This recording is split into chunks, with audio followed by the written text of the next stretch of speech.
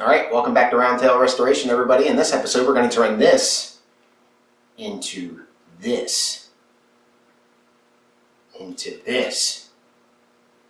What the darn camera magic's not working.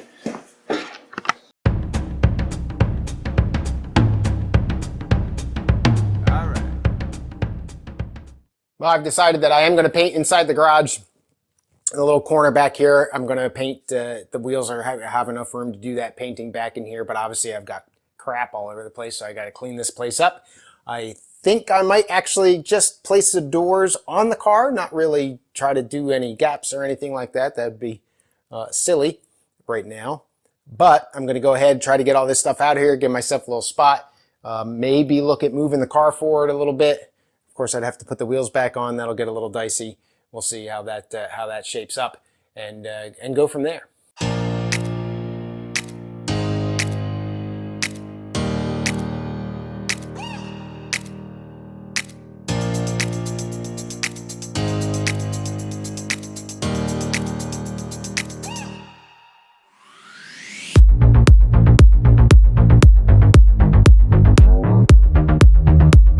Put this door on there. This is the one without any stuff in it. So it's considerably lighter, no glass, stuff like that. But it wasn't really all that easy. And I'm afraid I'm gonna do some damage if I try to do the driver's side. So I'm just gonna put the driver's side door inside the car or something like that to get it covered instead of trying to take a chance here. So definitely something that I'll be doing with some help when it's time to fit the doors up. Tent setup, not real crazy about how much room I have in here, but it's gonna be enough. What I also wanted to do was try to hang the tires, or excuse me, the wheels, but there's I'm not really figuring out a way to do that that'll allow me to move around in here and actually gain access to both sides at the same time.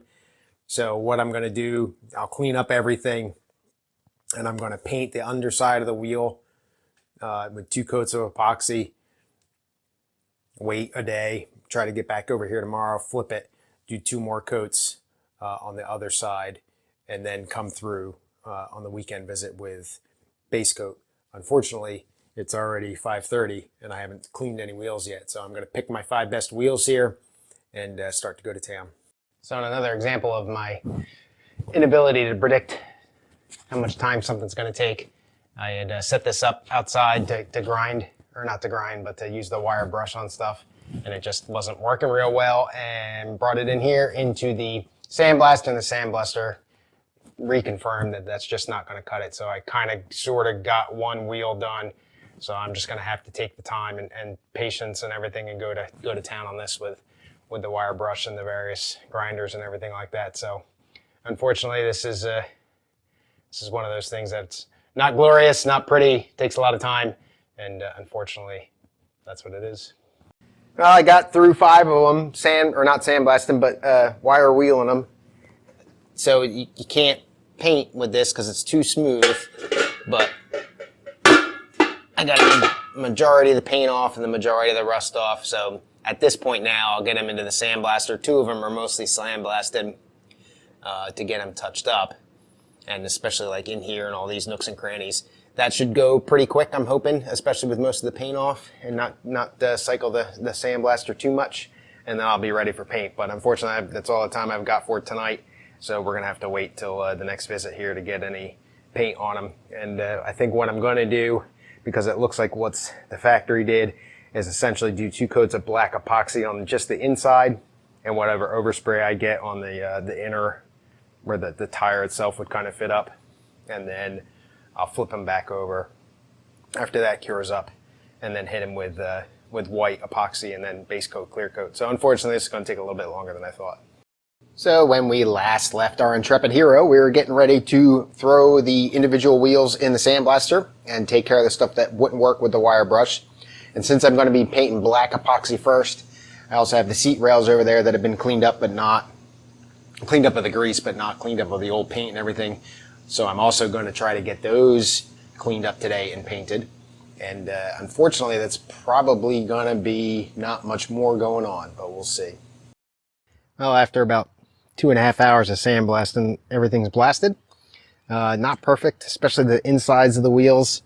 I didn't really take into account the excessive heat and everything that would be generated by the compressor, so it was a lot of moisture. And unfortunately, that's going to impact my painting as well. So I need to change the oil on the red car, so I'm going to go ahead and do that. Get the garage door open, get that cooled off a little bit in there, get the fan going, and hopefully be able to get some painting done. But it's about 11:30, so still early enough, shouldn't have any problems.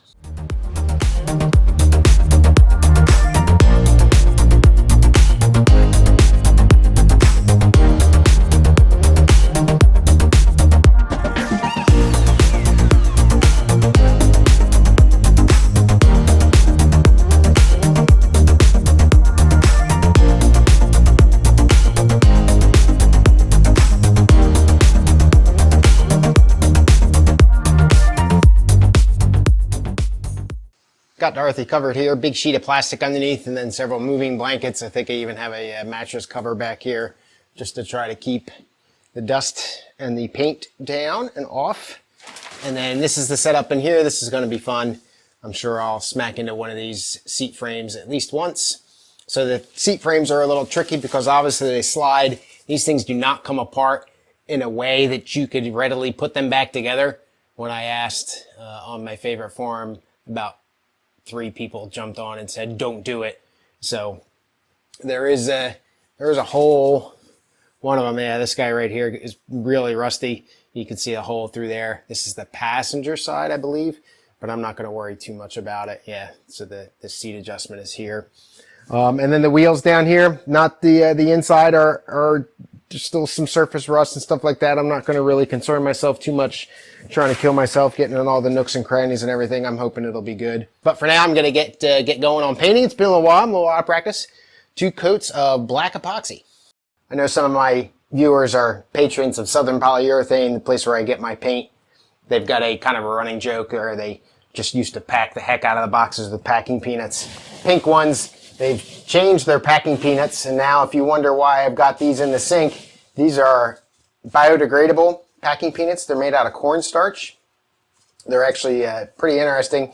They're not quite as resilient as regular packing peanuts, but watch.